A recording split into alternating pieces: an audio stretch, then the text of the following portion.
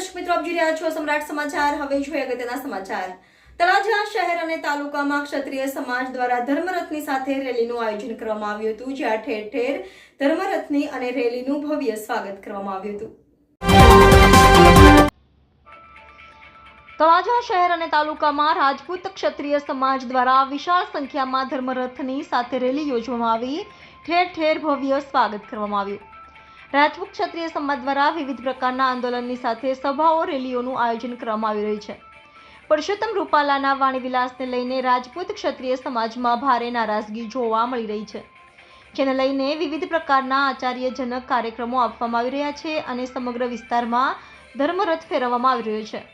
તેવી જ રીતે આજે તળાજા શહેરમાં પાવઠી રોડ ખાતેથી ધર્મરથની સાથે રાજપૂત ક્ષત્રિય સમાજના આગેવાનો વિશાળ સંખ્યામાં જોડાયા હતા।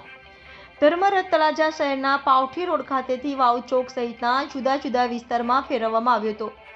આ સમયે તળાજા શહેરના વાવ ચોક ખાતે સમસ્ત મુસ્લિમ સમાજ તેમજ આઝાદ ગ્રુપ દ્વારા તમામ લોકોને ઠંડા પીણા તેમજ શરબતનું વિતરણ કરવામાં આવ્યું હતું। તેવી જ રીતે તળાજા શહેરના ઘણા બધા સ્થળોએ ઠંડા પીણા, શરબત સહિતની ચીજવસ્તુઓનું વિતરણ કરવામાં આવ્યું હતું। આજે રાજપૂત ક્ષત્રિય સમાજ દ્વારા કાઢવામાં આવેલ ધર્મરથની સાથે વિશાળ સંખ્યામાં રાજપૂત ક્ષત્રિય સમાજના યુવાનો, આગેવાનો, વડીલો પણ ઉપસ્થિત રહ્યા હતા। સમ્રાટ સમાચાર, તળાજા।